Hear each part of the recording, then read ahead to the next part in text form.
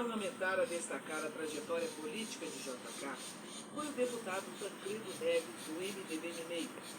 Foi na sessão solene, em homenagem à memória do ex-presidente da República, realizada pela Câmara dos Deputados no dia 24 de setembro de 1976. Vamos ouvir o discurso na íntegra.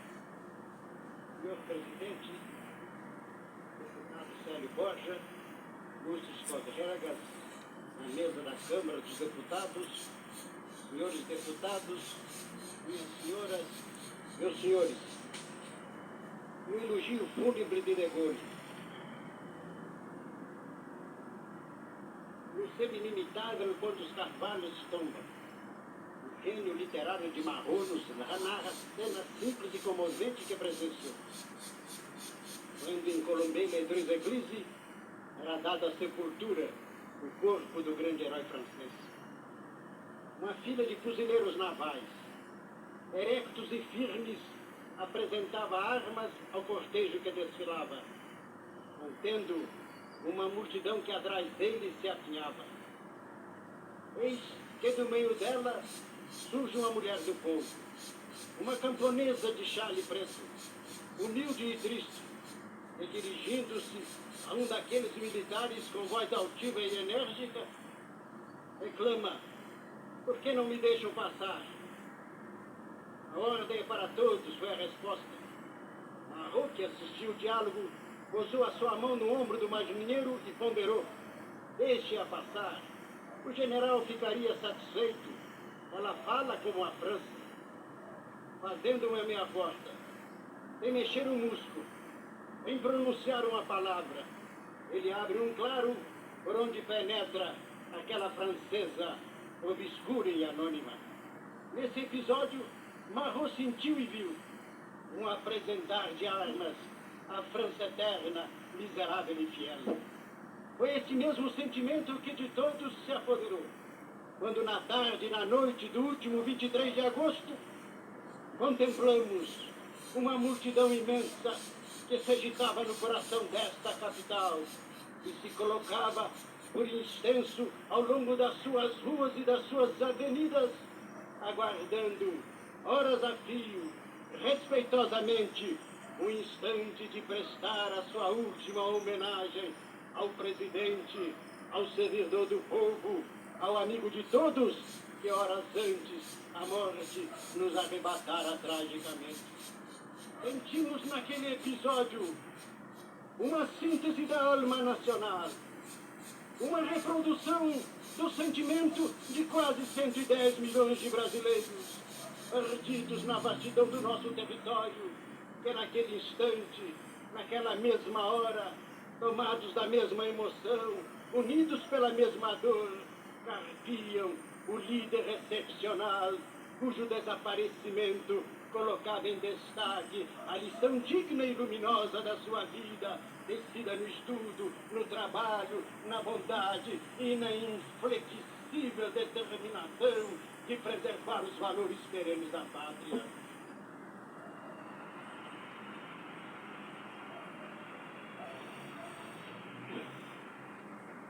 Houve em cada lar uma prece, em cada alma uma lágrima, em cada coração um voto de pesar e de saudade. É que Juscelino Kubitschek de Oliveira pertencia àquela alta estirpe do herói de Sófocles na antiga. Não viera para partilhar o ódio, viera para distribuir o amor. As nacionalidades dependem muito da sua configuração psíquica, dos acidentes imprevisíveis e misteriosos de sua formação, dos nomes telúricos que lhe vincam a índole e a vocação. Mas não há notícia daí na história que nenhuma delas se haja transformada em nação poderosa, digna e culta, sem a presença dos condutores clarividentes e proféticos, sem os guias seguros e carismáticos, sem os líderes hábeis e generosos, são os predestinados que com as suas mãos fortes e rígidas, nas virtudes e nos defeitos dos seus povos, os constroem viris e dinâmicos, olhar fitos no futuro, para rasgar nos horizontes a perspectiva iluminada do seu destino. Deles está referta a nossa história, desde aquelas páginas encantadoras de beleza e de heroísmo escrita pelos missionários jesuítas, passando pela epopeia das bandeiras, em que os Garcia, os Raposos, os Bartolomeu Buenos e os Fernão Dias balizaram os limites de nossa geografia, revogando os tratados de Tordesilhas, até chegar aos sonhos de liberdade de Tiradentes e Frei Caneca, que o príncipe resoluto e audaz concretizou, cunhando a legenda bela e estupenda da nossa independência. Ele, e dos maiores, foi Pedro II, que nos 4 decênios do seu império, estruturados na luta, nos sacrifícios e na austeridade, permitiu à espada conciliadora de Caxias fundir a unidade moral, material e territorial de nossa pátria. A Vasconcelos e a Leonardo Hermeto plantar e consolidar as nossas instituições livres. Ao Visconde de Rio Branco e a Paulino de Souza fixar as diretrizes de nossa política internacional. E a Mauá e empreender as primeiras tentativas do processo de nossa emancipação econômica, enquanto Nabucco, Patrocínio e a princesa Isabel nos redimiam da vergonha extrema da escravidão. E assim crescemos, nos fortalecemos e nos dignificamos na linha da generosidade cristã, no respeito do direito, no culto da liberdade, em a qual as nações se transformam em imensos campos de concentração e os povos se estiolam no medo, na covardia e na mediocridade.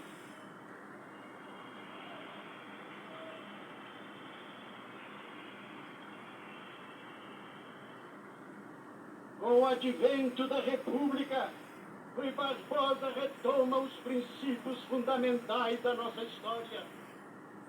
Com seu gênio político, com seu verbo potente e com a sobranceria do seu caráter, incendeia a alma nacional, alertando-a contra os perigos da força, contra as deformações da violência.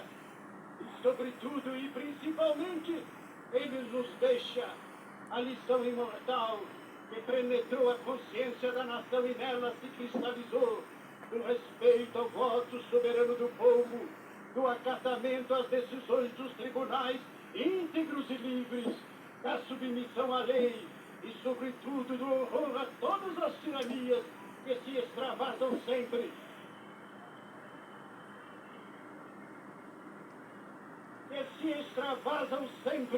na intolerância, na opressão e no sangue.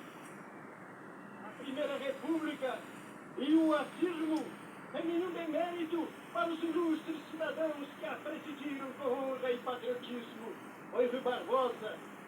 Quando ele morre, ela também se esgota e perece, extinguindo-se num melancólico crepúsculo, numa vil e apagada tristeza. Irrompe em 1930, uma alvorada redentora, uma clarinada de fé e de civismo, uma mensagem de esperança em todos os corações, trazendo no bojo dos acontecimentos do mundo convulsionado e em crise, a figura consular de Getúlio Vargas, que havia, com a fascinação de sua personalidade, dominado o cenário histórico dos 70. O voto secreto e a justiça eleitoral. Petrobras, Volta Redonda, Eletrobras, a força expedicionária brasileira e os seus feitos heróicos, mas sobretudo e principalmente a renovação social do Brasil. São vigorosas e definitivas dimensões que se acrescentam ao patrimônio de nossa civilização. Eclode a guerra, há um dilúvio e sangue, fogo e ferro, como se fora um imenso e insaciável Moloque, de falsiciantes a devorar os valores de uma civilização perenta que se avelhantara e se degenerara na impiedade, no egoísmo, na injustiça e na hipocrisia. Eis, em meio deste cataclisma dos conflitos ideológicos, quando o mundo desarvorado parecia mergulhar em meio da hecatombe, os nomes tutelares da pátria convocam para presidir-lhe os destinos e comandar-lhe os destinos a figura de Juscelino Kubitschek de Oliveira.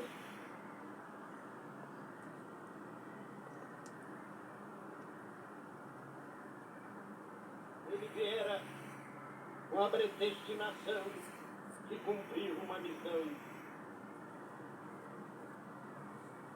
Não iria e não irei traçar a biografia esquematizada do grande brasileiro. Outros já o fizeram com uma acuidade e um brilho de que eu não seria capaz, e muitos outros ainda o farão. Limito-me apenas a assinalar, em todas as etapas de sua existência, irradia-se uma mensagem que enobrece e dignifica a vida. O menino pobre de Diamantina nos vem a fé no futuro. O jovem, debruçado pela madrugada sobre um aparelho telegráfico, nos fica a confiança no trabalho. O médico humanitário remonta o amor ao próximo. E do estadista, a lição indelével, o respeito cego da servidão cega à Constituição, da dignidade humana elevada à categoria santa de um dogma, da suprema vocação democrática, ele fazia e metamorfoseava numa religião em que os apóstolos, apóstatas, não são impunemente. Prefeito de Belo Horizonte, oprimido pela angústia financeira, ele supre com inteligência e com imaginação a deficiência dos meios. E a escuda, a apagada capital sertaneja de então, transforma num centro de trabalho intenso, de estudos sérios e de desenvolvimento artístico. A urbanização e o embelezamento da Pampulha, com a sua primorosa e pioneira campeirinha, são expressões universais do poder criador de artistas na épocas obscuros, mas hoje consagrados mundialmente, que atendem ao nome de Lúcio Costa, Niemeyer, Portinari, Chesquiati, Santa Rosa. Era um novo Midas, transformando ouro em ouro, ao toque do seu talento privilegiado, cascados duro e informe daquela cidade inexpressiva. Governador de Minas, dias, meses, anos de um labor infindável. Não se submeteu à tradição e nem a postergou. Pelo contrário, revoluciona, renova, inova, destrói e constrói, e consegue milagres verdadeiramente surpreendentes do seu binômio energia e transporte. De tal forma se portou no Palácio da Liberdade o volume das suas realizações, o montante da sua obra, o projetou em todos os recantos de nossa pátria, fazendo com que todo o Brasil certificasse que havia no governador de Minas um homem público lúcido, presente e atuante dos maiores do seu tempo. A sua caminhada para o catete foi uma epopeia, uma batalha sem tréguas, a travessia por sobre um terreno minado. E a qualquer outro teria desanimado, menos a ele, que possuía a fibra de um gladiador. A campanha que os adversários lhe impuseram foram das mais ásperas, duras e virulentas. No rádio, na imprensa escrita, na televisão, nas tribunas parlamentares, nada foi poupado.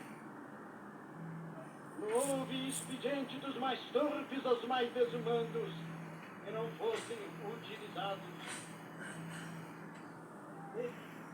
Nem mesmo no paroxismo da luta, quanto mais contundentes eram as contumélias, quanto mais profundas as injúrias e as calúnias, ele se deixava atormentar, tornar-se irascível ou admitir sequer que pudesse perder a sua linha de compostura. Como aquele mar que Xerxes chicoteava, ele continuava imperturbável e impassível, tranquilo com a sua consciência e intemerado com o seu coração. Todos nós lembramos dos primeiros dias do seu governo. O estado de sítio amortalhava a nação com medida extrema para conter os inconformados e impedir a proliferação das maquinações do irredentismo impenitente. A nação sangrando e dividida em campos nitidamente caracterizados: crise econômica, crise política, crise militar. Os mais otimistas profetizavam governo agitado, legalidade ameaçada. Eis que se revela o estatista em toda a força da sua capacidade. Eis que se revela o gênio político em toda a plenitude de sua atuação. Os que dele esperavam vindictas e represália, ele surpreende e decepciona. Suspende por iniciativa própria, no mesmo dia da sua posse, o estado de si. Restaura as franquias legais. Devolve à imprensa os instrumentos de comunicação, os veículos da liberdade. Pode, então, apresentar-se à nação como homem que não temia o povo. 5 anos de trabalho, 5 anos de estabilidade, 5 anos de prática interna da democracia. Mais interna, legislativo e judiciário intocáveis na sua majestade, imprensa surda e o prestígio internacional que ele conseguia. Um respeito sacral à voz das urnas e com a diuturna vigilância e o zelo diuturno na observância do exercício dos sagrados direitos do homem.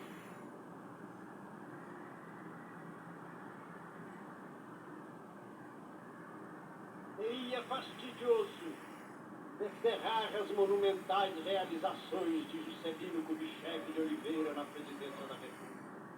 E não apenas fastidioso, seria desnecessário, porque elas estão gravadas com letra de fogo de maneira indelével na gratidão nacional.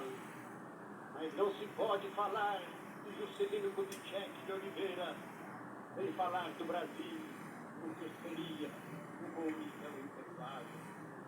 Concepção nacionalista nos primórdios da nacionalidade, devaneio dos inconfidentes, visão alucinada do patriarca, sonho de inspiração divina de Dom Bosco, mandato e imperativo de todas as nossas constituições, haveria de encontrar no garimpeiro de Diamantina, sonhador, temerário e ousado, as mãos sincrópicas para plantá-la e chantá-la nessas regiões abandonadas do Planalto Central, como a âncora da nacionalidade, ali apontar permanentemente os horizontes sem fim da esperança.